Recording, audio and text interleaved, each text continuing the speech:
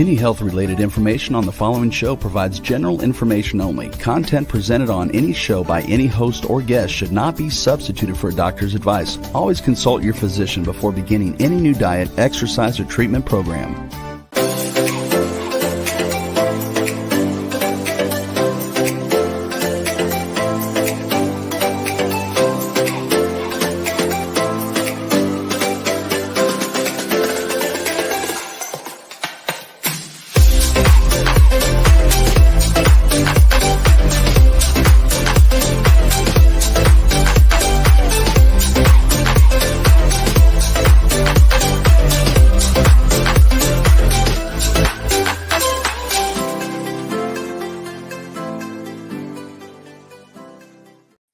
Hello, everyone. Are you ready to live an inspired and empowered life?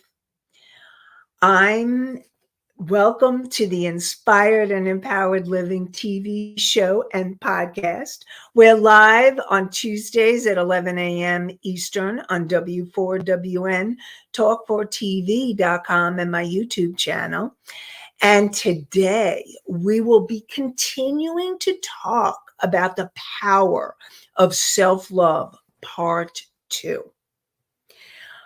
We'll continue where we left off last week.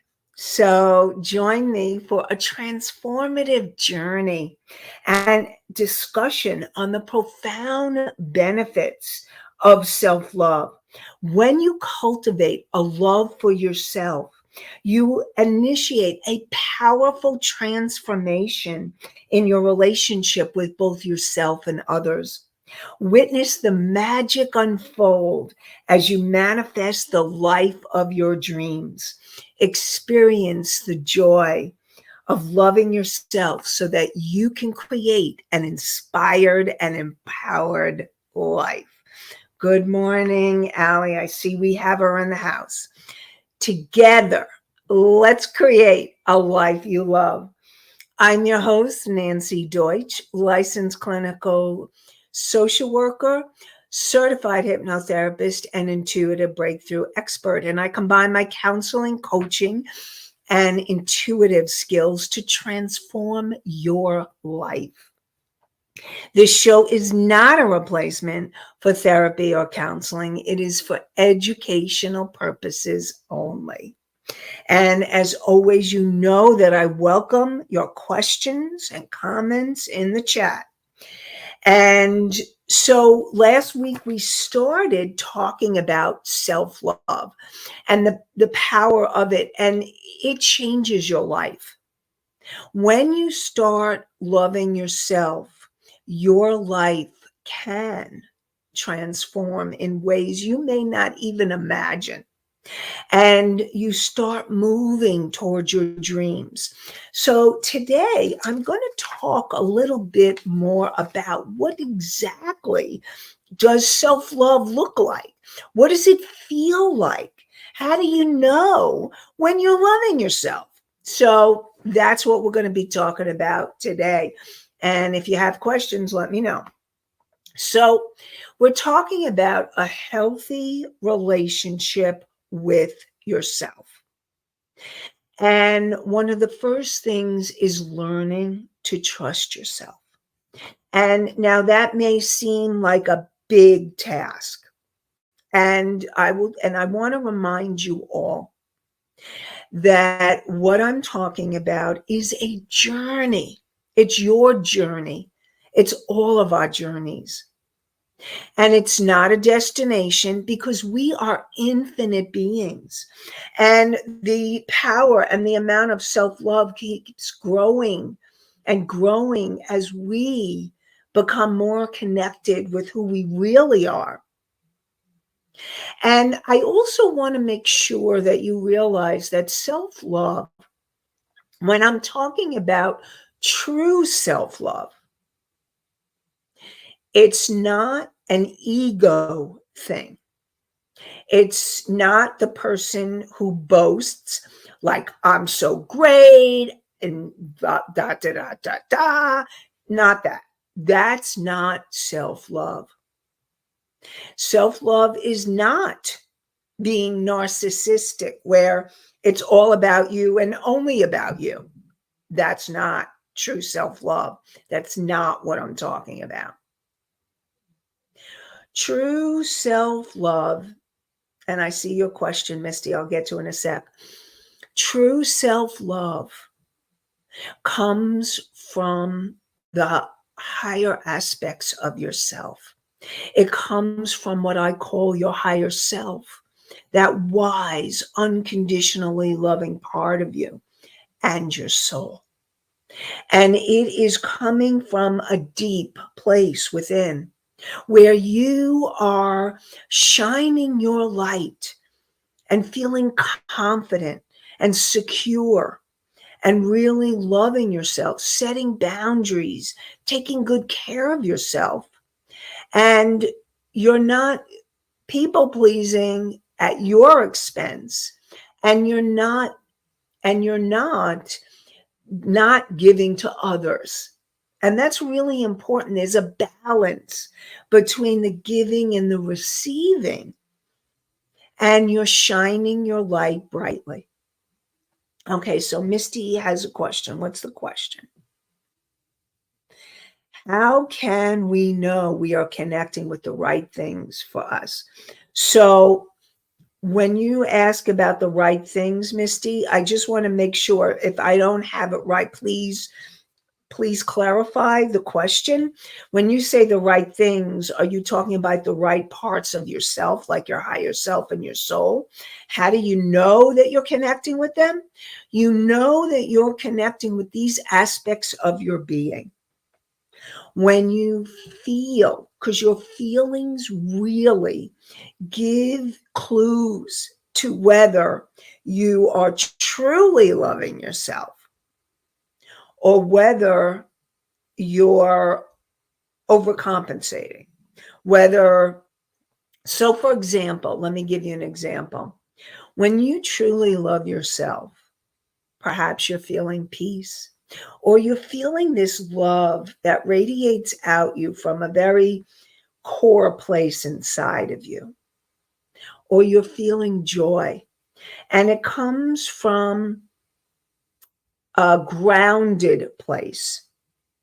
It's not coming from an overexcited place, an overjoy.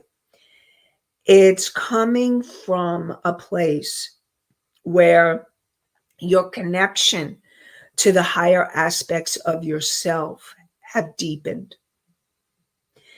The right things is to be in touch with self-love and not ego-driven. Okay, thank you.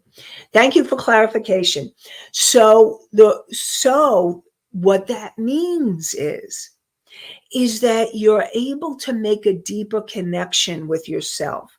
And when you'll know when you're making that connection by those feelings of peace, because the deepest parts of you, in that core place of the deepest part of you, is a profound sense of peace, of quietness.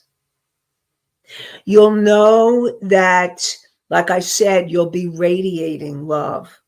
You won't be looking for love or needing love or outside approval. You'll be radiating it so that you can feel that sense of wanting to give from a healthy place, not a place of obligation, not a place of need, from a place of wanting to share who you are and wanting to support people and love people and make a difference in this world. And that's coming from a soul place. And ego driven would be, you would feel like, well, and you may not even do this consciously. So I just want you to know, so let me do my Psych 101 so we're all on board. Your conscious mind is the part of you that chose to be here now, so thank you. Your conscious mind makes empowered decisions. So when you make a decision in present time, you are making it from your conscious mind. You're responding from a very clear, centered space. But if you're reacting, so if you have emotions like fear or anger, guilt, shame, even grief, that's coming from a reaction to someone or something. And that's coming from more of a subconscious place. And your subconscious is from the moment you were conceived to present time, that you have recorded every moment, and you may go into reactive mode instead of being focused and present and conscious. That is another sign that you are aligned with the higher aspects. And when I talk about the superconscious mind, those are the higher aspects of your being, like when you're connected with your higher self, the wise, unconditionally loving part of you, or your soul, that core energy essence of who you are. So again, I hopefully this is clarifying things. And if it's not, ask more questions. Come, bring Country Corners Gazette question back. When we are feeling off or not our usual, are we not loving ourselves at that time? So if you are feeling off, what's happening is there's something that you may be reacting to, and you may not even know on a conscious level what you're reacting to. And it's not about when you're having these feelings, because there was another thing I wanted to share about grief. Grief is an important feeling to allow yourself to feel. And these feelings, it's not that you should not feel them. It's about allowing yourself to let yourself feel and move them through your body instead of staying stuck in them. So allowing yourself to feel grief if a loved one has passed or if you've had a loss, it's allowing yourself to acknowledge and accept that feeling, and you don't have to stay stuck in it. So it's allowing the energy, because feelings are energy that want to move through. So if you're feeling off, it's not a matter like that's right or wrong. It's a matter of what are you going to do with the feeling of feeling off? How are you going to support yourself? What are you going to do to love yourself in that moment, to help perhaps feel more centered or grounded? Maybe it's about feeling centered or grounded or meditating or journal writing, because those are self-love activities to help you understand what's going on for you if you're feeling off. So it's not about you feeling off or you feeling any of those feelings. That's wrong. I don't want you to get that the impression that it's wrong to feel those feelings. It's really, what do you do with those feelings? How do you support yourself to move through them so that you don't feel stuck in them? That's loving yourself. So that's where the distinction is, because when you're feeling off, there may be a feeling that needs to be surface, that you need to feel in order for you to go back to the place of peace or love or joy. And so what I would support you is, if you feel off, you say to yourself, okay, what's going on for me? Or what can I do right now to take care of myself? So that would be a self-love question. What can I do in this moment right now to take care of myself? Or what can I do in this moment to love myself? And it may be comforting yourself. It may be just taking a few minutes and just tuning in. What feels off? What feels ungrounded? Or what is the feeling that needs to be expressed? When you allow yourself to express all feelings in healthy ways, which is not hurting yourself, not hurting anyone else, and not hurting the environment, and you allow emotions which want to move through you, that is healthy, loving yourself behavior. Trying to shut them down like, oh, I should be feeling positive, I should be loving myself, would not be healthy, loving yourself behavior, because that's shooting on yourself. If you are shooting on yourself, you're not being in self-loving behavior. So if you ever find yourself saying, I should do this, I should do that, I should, well, I'm going to support you to stop the shooting. Okay? Stop. Take a breath. What can I do right now to love myself? What can I do right now to take care of myself? And breathe. Using your breath, and I talk about this if you watch the show or listen to it more, I'm always talking about breath. Take a breath. Feel your feet on the floor. Calm yourself down. That's a self-loving behavior. Learning to ground, learning to breathe. All of those are self-loving behaviors. And learning to trust yourself. That's where I began, learning to trust yourself. When you were kids, if you learned in your family, listen to me from your parents. Don't listen to yourself. I mean, I have had clients that have said that. I couldn't listen to myself. I had to listen to my parents. Many of us, or most of us, grew up in families like that. Kids should be seen but not heard, or maybe it's not okay for them to be seen or heard.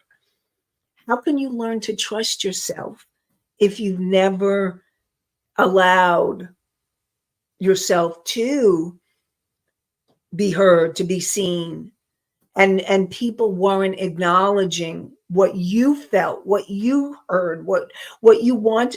Expressing yourself wasn't okay. So you would never learn that.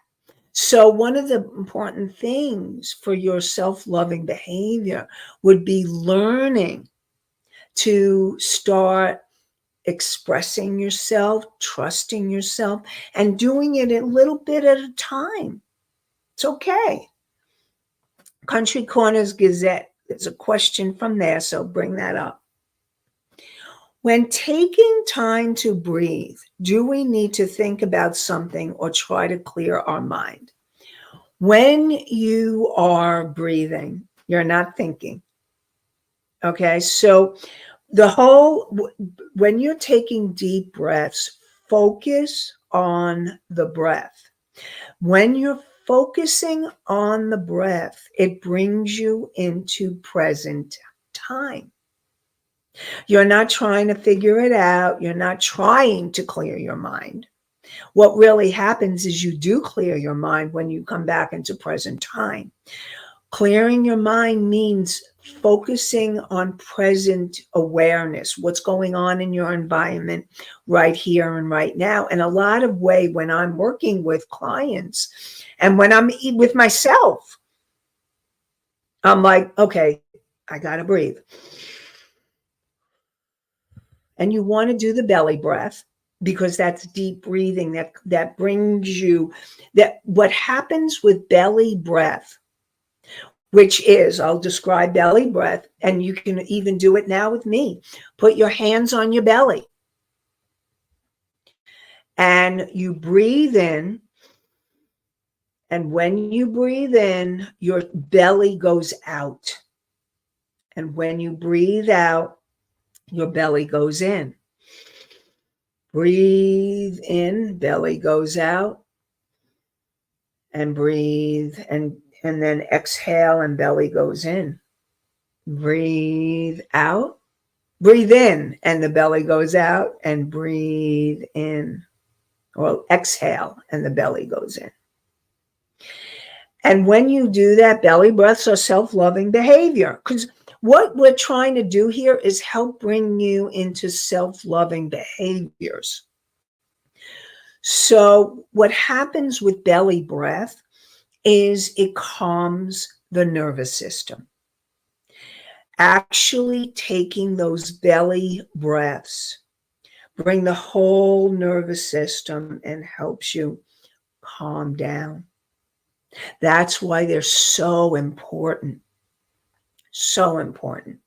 Are there other ways of breathing? Country Corners asks. So yes, there are. I will tell you, yogic traditions, many traditions have all different kinds of breathing techniques.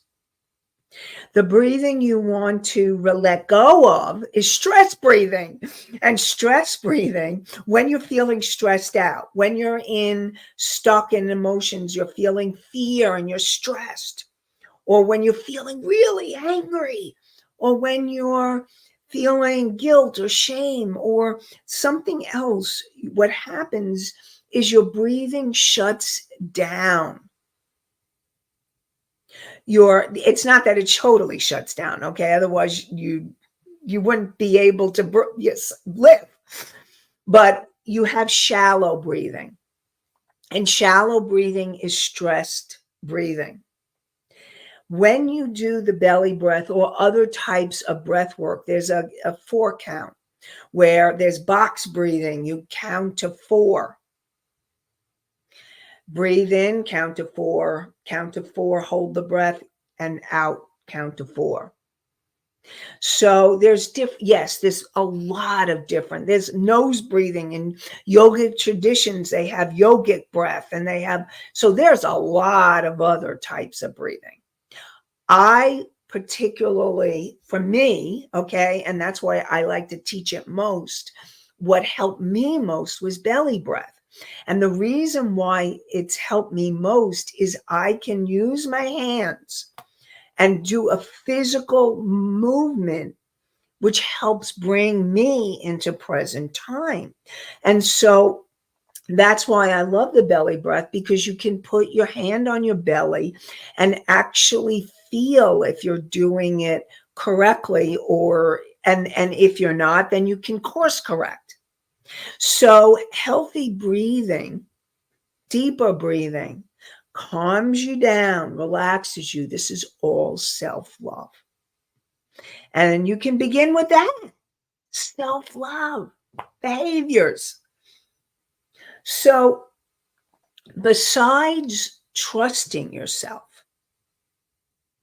learning to be honest with yourself.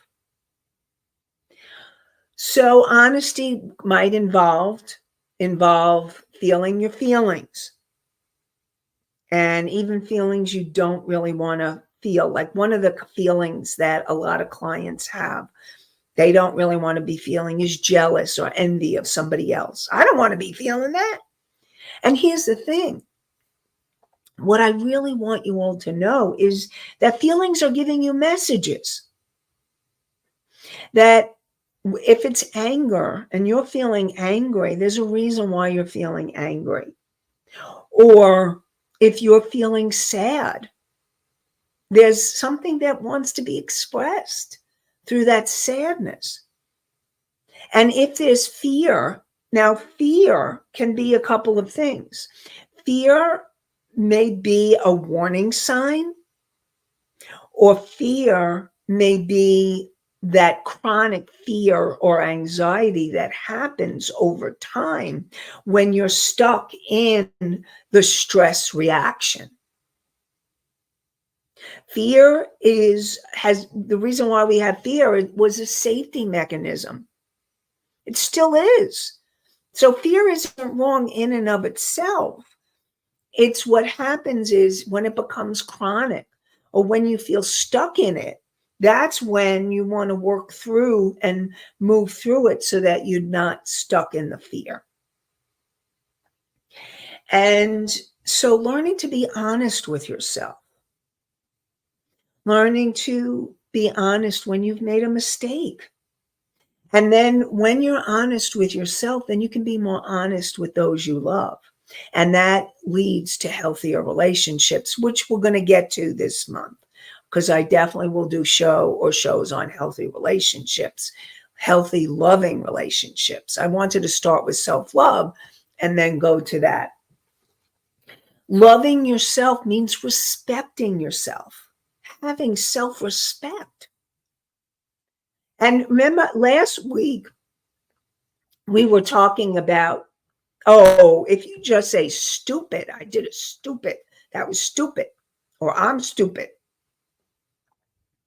And I supported you to take out stupid.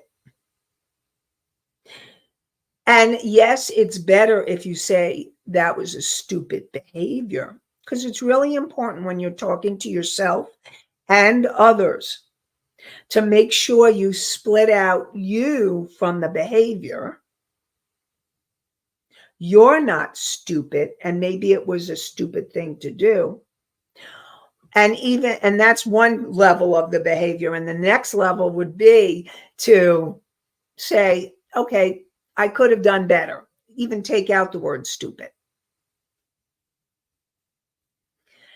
And so learning to respect yourself would be making sure that you're not calling yourself names, that you're respecting yourself in ways that you would want others to respect you. And then you would end up respecting others more as well. Self-respect. And learning to accept yourself and accept what's going on. Now, yes, you can still want change. So I'm not saying to accept your life the way it is and never change. What I'm saying is to accept where you are right now and know that you have a dream or a desire of something better for your life. So, for example, let's say you are wanting to find a way to have better health. And you keep saying, okay, I am going to start eating better, or I'm going to stop the sugar, or I'm going to start the exercise, and then you never do. So instead of shooting on yourself or beating yourself up that you haven't started that behavior, the question to ask yourself is, how is this behavior serving me? What is it I need to learn from? How there's some kind of purpose, and this is coming from your subconscious mind, that this behavior is serving you. So accepting yourself would be accepting, okay, this is where you are right now. And know that you are striving and wanting to learn and wanting to grow, wanting to understand yourself so that you can move forward towards what you really want. So instead of beating yourself up or shooting on yourself, you are able to say, okay, I hear that this is where I am. And this is also being honest with yourself. This is where I am. And I really want to change this behavior. What can I do? And that would be another question you can ask yourself. What can I do to change this behavior? What would shift it for me? So these are important questions for you to ask yourself to help you start changing your behavior. And I see your question Misty, and I'm going to answer it in a second. Before I do, I just want to talk about the meditation, because the meditation that I created, and even if you don't like meditations, just follow along and listen to my voice. And what it's going to do is help you clear your energy, make a connection to your higher self. And then you could ask, well, how is this behavior serving me? So that you can get answers, understanding of what's going on in your subconscious mind. So to download the meditation, go to inspired and empowered living.com/meditation. So it's the name of the show, inspired and empowered living.com/meditation, MEDITATION. Inspired and empowered living.com/meditation. And Rebel, please put it in the chat. Thank you. Thank you. Thank you. Okay.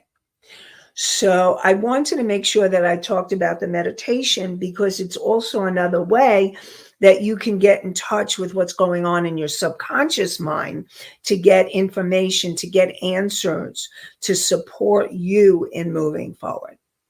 Because you want, self-love is getting an understanding, it's self-discovery, it's self-understanding.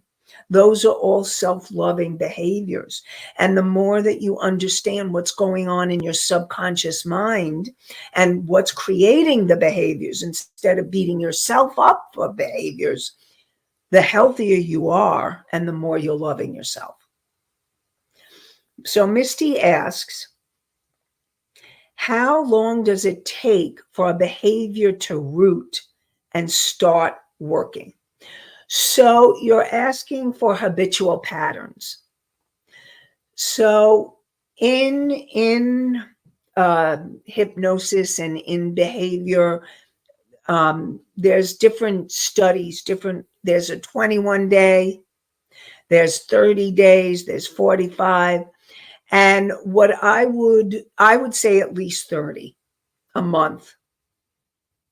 And if you can do the behavior for a month, more likely it can become a habit, a positive habit. You want positive habits, positive behaviors, a positive habit that you will continue and can continue. So definitely it would take, I would say, about a month, 30 days. And here's the thing. If you find that you still haven't, I mean, it may take 45 days for you. Really check in with yourself, be honest with yourself, and keep going. Don't stop. Keep going. Allow yourself to keep going to help you to make behavior changes. And remember, it's one day at a time. And I say one breath at a time. That's an AA saying one day at a time. And I say one breath at a time. Make the changes one day, one step at a time. Another is positive self-talk. And this is really big. And I talked about this before, but I really want to support you in remembering positive self-talk is all about what are you saying to yourself. So catching yourself when, let's say, you call yourself stupid, or catching yourself. Positive self-talk, catching yourself when I feel like a failure. I feel like I don't know what I'm doing. Something's wrong with me. Those are all limiting beliefs that are not your truth. They're not your truth. They're old patterns, old habits from this lifetime, perhaps other lifetimes, perhaps ancestral, that you can change, that you can turn around, and you can make the changes. And you need to catch yourself. What are you saying to yourself? Where, and ask yourself, where is it coming from? One step at a time. Just start asking yourself these positive questions, which leads to more understanding, more self-discovery. So I know there's a question, some questions that came in from Country Corners Gazette. Positive for one may be a negative to another. How are we to know if it is a positive for us? Does it come in a feeling or something? Okay, so positive would be, again, going back to those places of feeling peace. There's a certain level of this feels, or something that feels right. Something that feels, there's like a click, or there's something inside that's a knowing or a feeling or a sensing. This is your intuition. This is right for you. This is what you need to help you. And so it's listening to the feelings. If what you're doing leads to more self-love or loving yourself more, and you can feel the love, you're feeling proud of yourself, then you know you're on the right track. Or so if you can feel the energy of love towards yourself, then you're on the right track. So it's the positive feelings. Or perhaps you may feel joy, or maybe you'll feel gratitude. Gratitude is another. If you're feeling gratitude and you're thankful, thank you. You're thankful for being you. That's self-love. You're proud of being you. You feel happy to be you. Those are all feeling states that are leading you on. Those are self-love feelings. So yes, definitely, it will come with feelings. It will come with senses. Sometimes it comes with knowings. That's the intuitive place. You're knowing you're on the right track. That's all self-love. Yes, yes. Okay, so Misty. What's Misty's question? Do things linger from life to life? Will past issues continue through time? Oh, yes. Oh, yes. Okay, so I have done many past lives regressions on myself and clients. And I'm going to be doing a past life regression in a couple of weeks on February 20th. Actually, it's next week. Okay, I'm going to ask if Allie is listening. Can you put the link or send it to Rebel, the link for the ARE past life regression? Funny you should ask this, Misty. It didn't even occur to me. And then I'm like, oh no, yes, definitely. So it's actually next Tuesday night. I'm doing a past life regression with the Edgar Cayce Center. So yes, things do linger from life to life. Okay, so Allie's going to get the link, send it to Rebel. Okay, so both of you be on, and then Rebel, can you post the link in the chat if anybody wants to come to the past life regression workshop?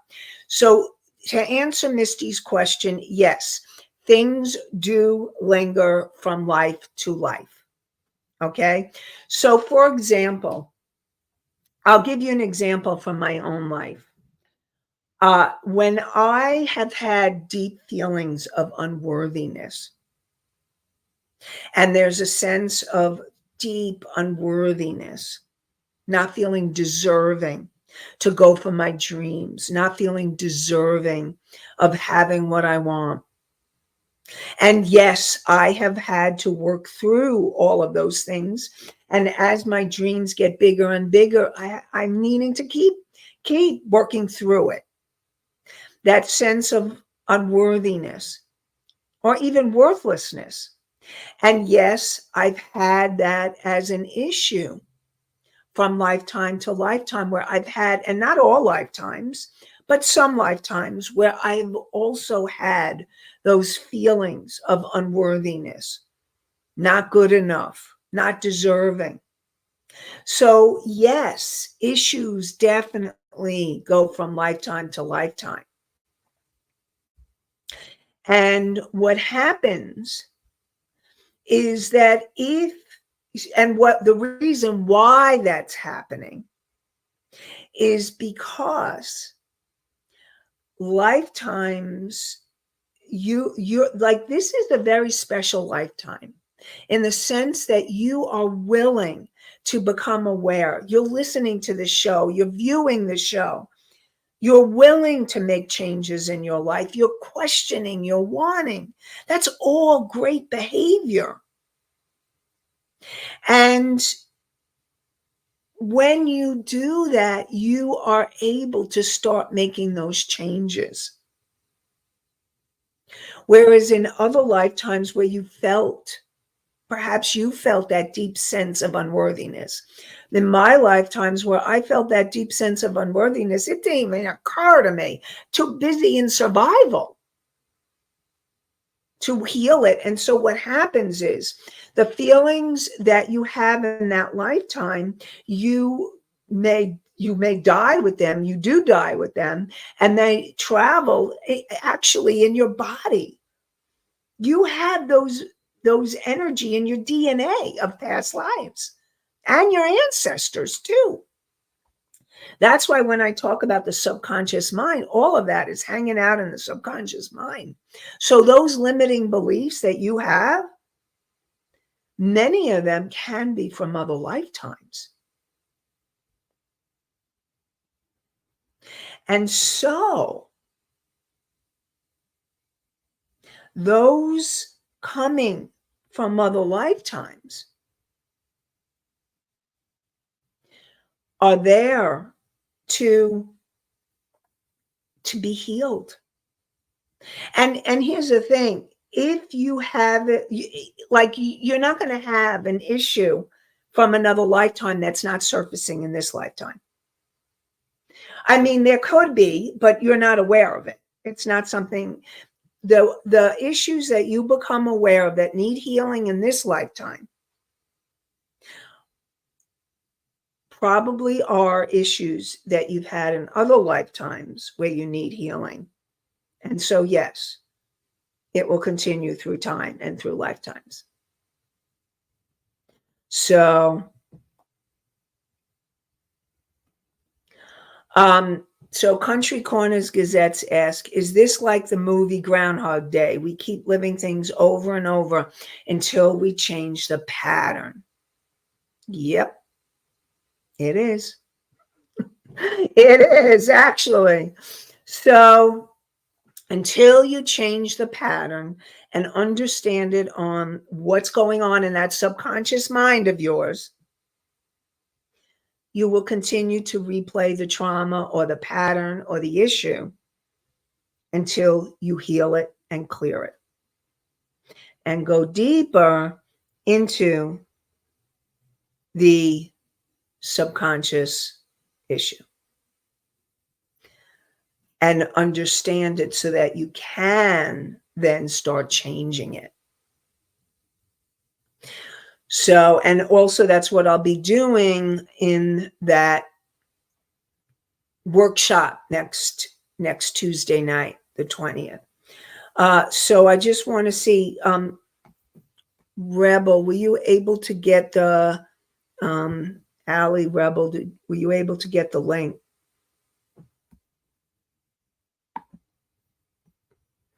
Just want to say.